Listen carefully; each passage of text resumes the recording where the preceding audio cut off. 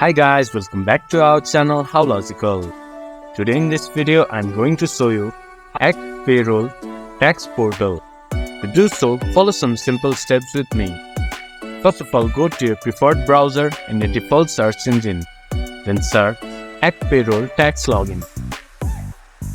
Then you can see Sign in Act Government or taxselfservice.revenue.act.gov.au. Then press Continue with Digital ID. Then click on Select My Gov ID. Once the page has been loaded up, scroll down and enter your email ID.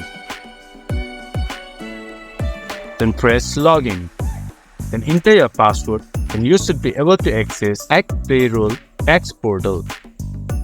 To make login easier, you can press Remember Me. But I do not recommend you doing it in a public computer. It's much for today's video. If you guys find our video helpful, please leave a like and comment. And do not forget to subscribe our channel and hit the bell icon. I'll see you guys again in our next video.